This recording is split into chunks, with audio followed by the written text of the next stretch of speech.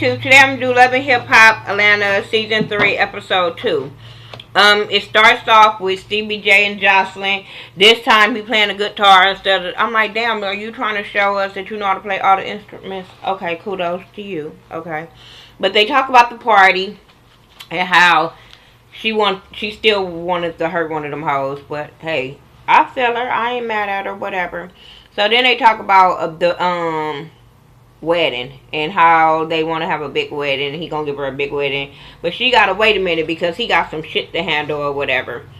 And she like, what are you talking about? And he was like, he told her, I guess he had seen the video because he slept in the basement or the bunkers or somewhere, but he slept in there or whatever, and he saw the video or pictures on media takeout of Mimi. So he tell her about this, and she clowning.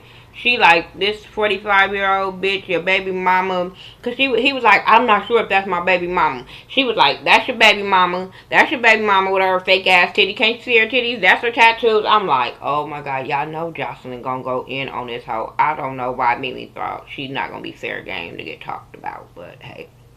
So then he was like, well, let me just deal with that first, and then I'll give you a wedding or whatever.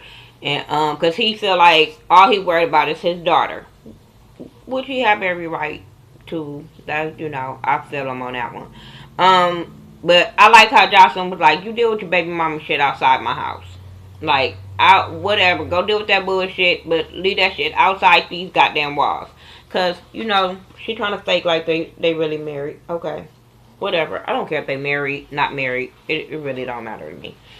Carly Red. How old is Carly? Like, ain't she same as, I don't know, and young, that relationship just look a little creepy to me. I don't know, whatever. But she on the set of her movie she in, I guess got an independent film, 30 Days in an ATL, whatever. I ain't never heard of it. I don't care about, whatever. She got a job, good enough for me. But she dating Young Jock. Been dating him for like 8 months. He feeling her, she feeling him.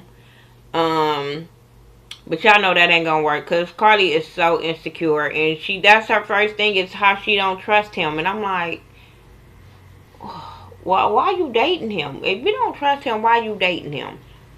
And I'm like, why are you getting with her? Like, Young Jock, did you want to get back relevant so bad? That's the one you went to of all the girls on there?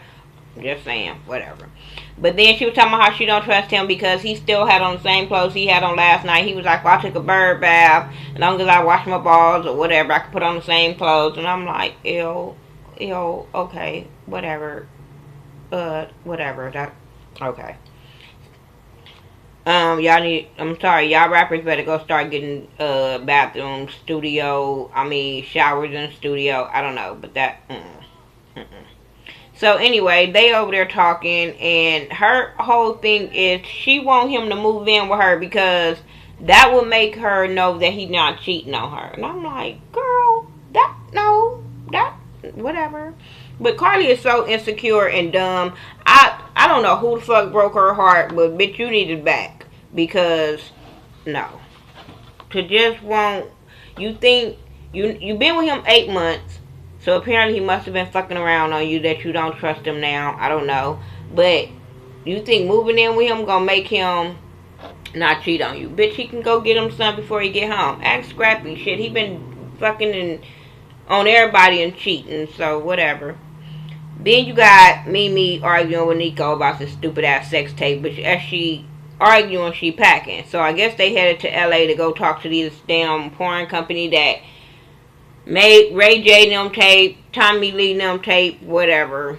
And cause Nico like, what you want me to do? What you want me to do? Cause he's, you know, he already set this meeting up. Cause he all about these coins right about now. Bitch, he don't care about you or your daughter. Well, apparently you don't either.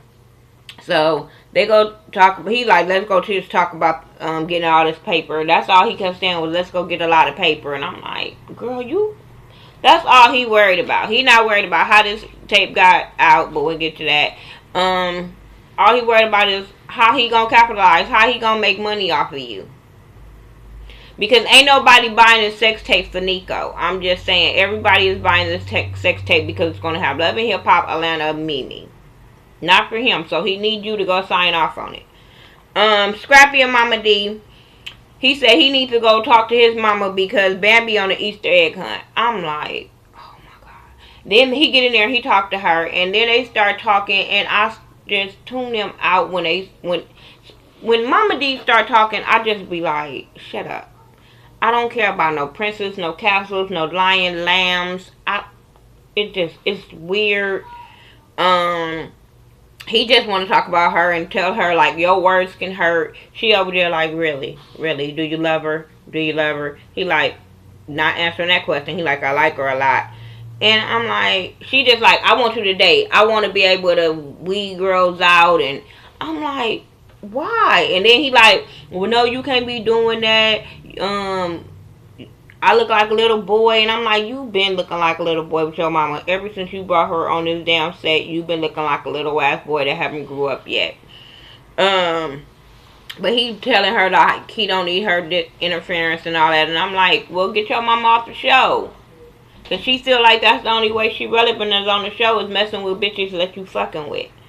Benzino and Kirk, they go look for new motorcycles since Mama Rashida had ran over his damn thing the last season, so now he need a new bike.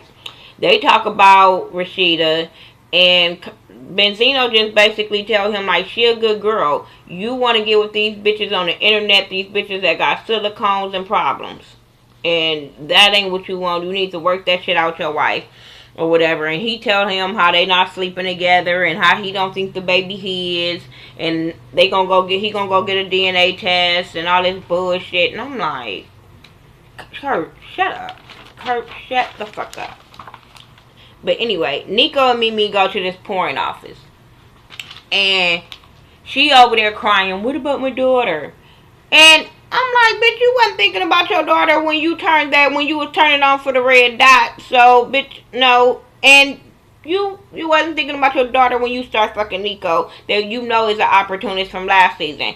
So, why you worried about your daughter now? Then the man over there, well, he a businessman, so I couldn't knock him, because all he was just like, bitch, we ain't worried about you or your daughter. We just want to put this tape out so we can make some money off of you. She over there like, how did this get out? He like, well, somebody signed an agreement where I can't say. And I'm sitting there like, the motherfucker next to you signed the paper. So he hurried up and signed the paper with this man so you won't know it was him. I was just so disturbed. Like, bitch, we all know who signed that damn paper and who gave this man this thing. And the man kept telling her, oh, well, we're standing to make a lot of money. It can be a potential thing that you can make a lot of money. And I'm like, bitch, do you not hear the key word in this shit? Potential? That you're not guaranteed to make a lot of money, so you willing to sign your soul over for that? Whatever. He was like, we can have a premiere party and promote this. And she like, you're going to promote this like I signed off on it. Bitch, you are about to sign off on it. So he like, well, let me let you guys talk or whatever. And Nico over there faking like he reading it. He going like this. Bitch, you ain't reading it that close. And if you do, you should have been using some money from last season to go get you some glasses. I don't know. But she ended up signing that paper, and I'm sitting there like, bitch, you ain't gonna go take this to no lawyer to see what this say and see how you can benefit from this. You just gonna hurry up and sign your soul over real quick to make $100,000. Why these people gonna probably make $1 million? No. Well, they're not making, well, I don't know who's buying this shit, whatever. Erica and Scrappy meet up to talk about her relationship, his new relationship, how awkward it is for them, but they really want to co-parent the little girl. He been sending her text messages, and she like, what's up with that? Like, he wasn't expecting her to bring up them text messages, because he was trying to talk all around them text messages, and how he was talking about he's still waiting on her, because he know, oh shit, when this air, whoever I'm with is gonna boo-bop me. Bambi, I don't know, the other girl, I don't know, is gonna boo-bop me in the face, saying that, oh, you been sending this bitch text messages while you been with me? Oh, okay, because that's all I was getting out of that. Like, why would you be sending text messages if you like Bambi so much and you with Bambi? And he's just trying to keep his options over whatever. So he asked her if she in love with her new boo, and she just basically like, I'm falling in love. And he like, oh shit, it just hit me like, oh fuck, my baby mama really moving on, and I ain't getting back with her. So all of a sudden now he wanna like Bambi, cause he's settling for Bambi because Erica ain't fucking with him.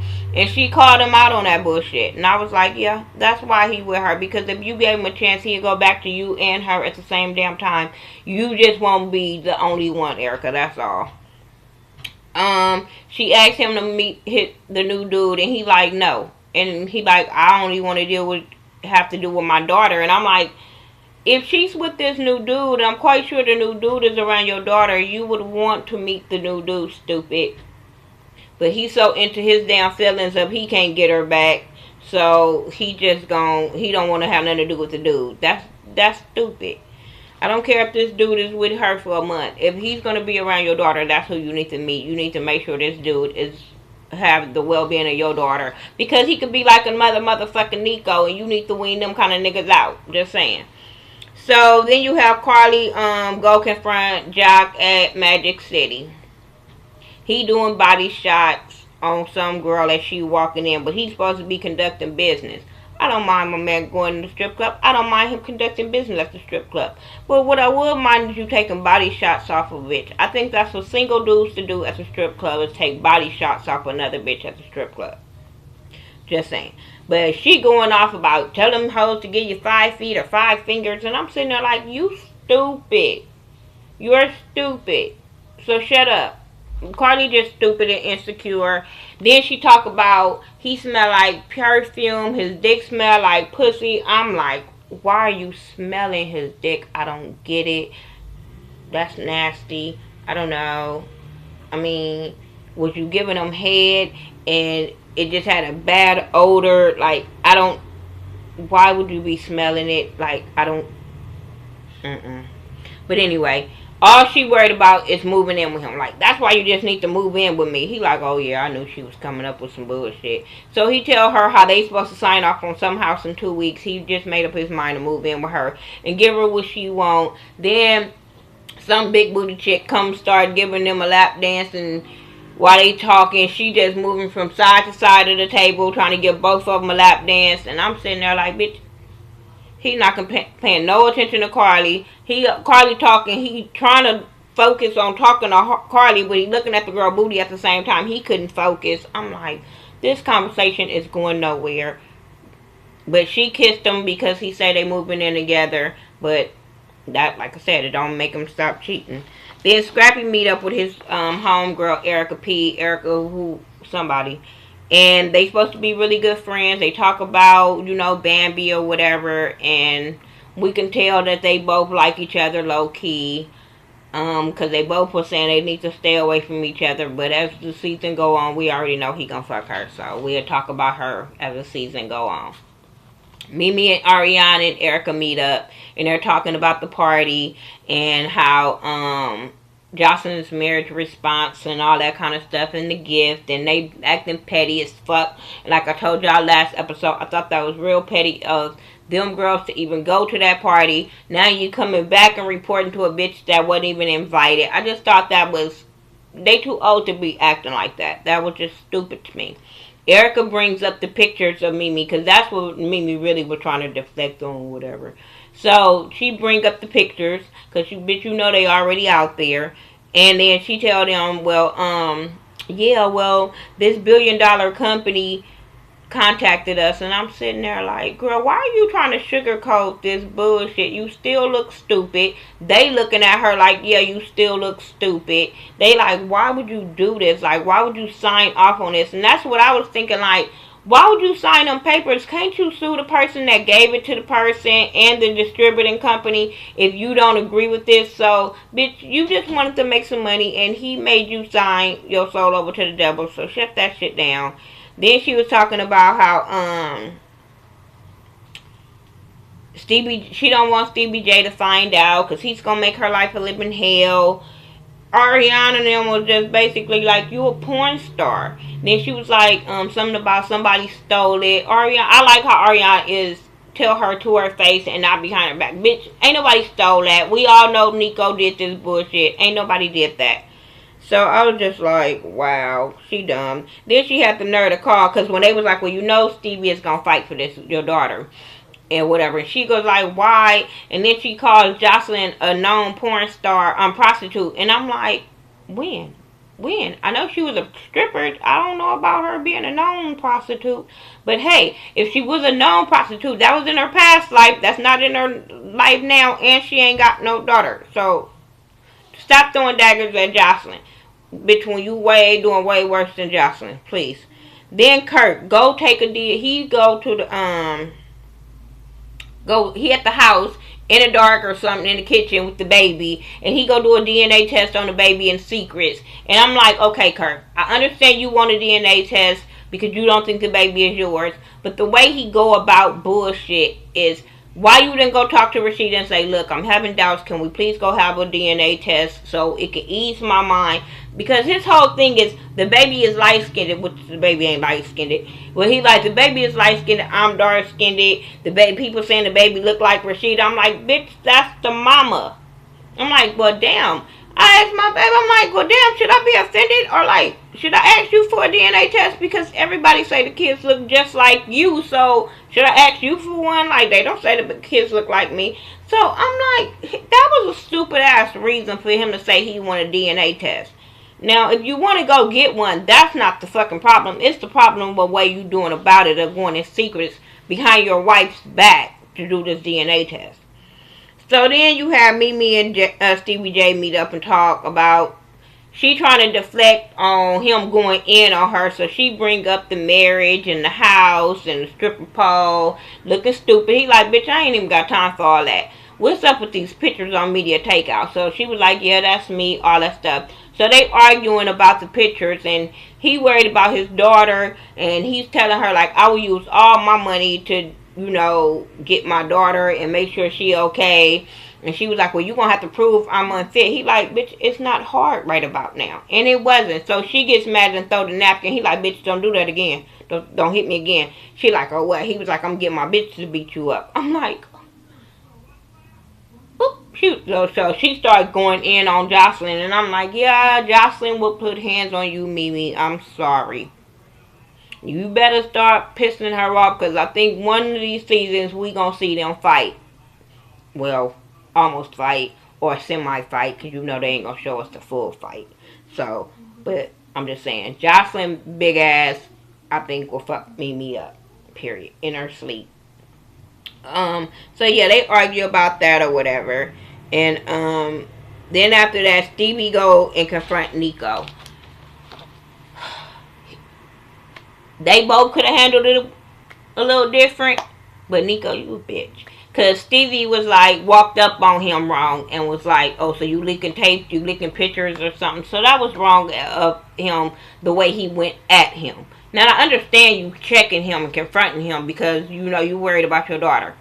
But Nico, his response to this bullshit is like, why you worried? Why you messing with me? We getting money. All his shit, that whole argument that I heard was him wanting to get money and making money and we making money. And I'm like,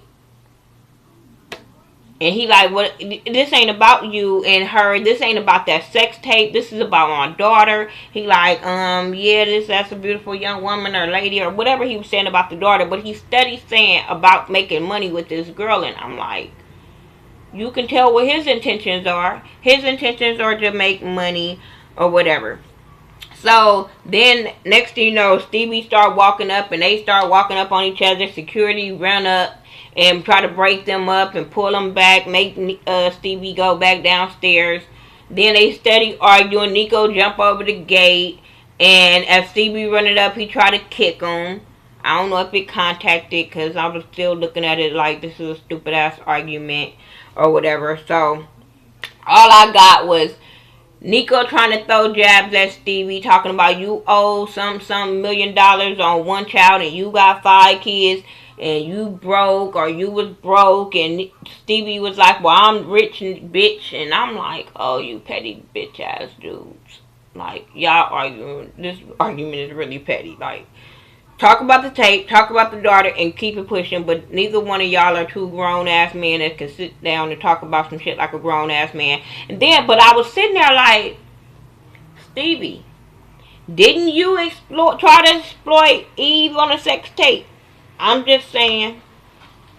While you was sitting there, you mad on sex tapes, karma comes back around and bites you in the ass. Now, even though that you're not on the sex tape, your daughter is about to face some shit because you tried to put out a sex tape on Eve. So I'm just saying. But anyway, this was my review for Love and Hip Hop ATL Season 3, Episode 2. Make sure you rate, comment, subscribe. Follow me on Twitter, Facebook, Instagram, Google+, Xbox Live, all that. I do everything by the Ghetto View, THA, not THE. Follow my girl Ashley Miller, Scotty Permissive Still Standing, Squeaky Jones, Mike B, who else? New Orleans Leo, everybody. We all do Love and Hip Hop reviews, so check us out. Share our videos, like them. Nay Bessa and Juice Girls, go check them out with Justified Juice. But they also do them too, so go check them out, and make sure you guys check out their radio on your TuneIn app on Mondays at 9. Alright, you guys, peace out.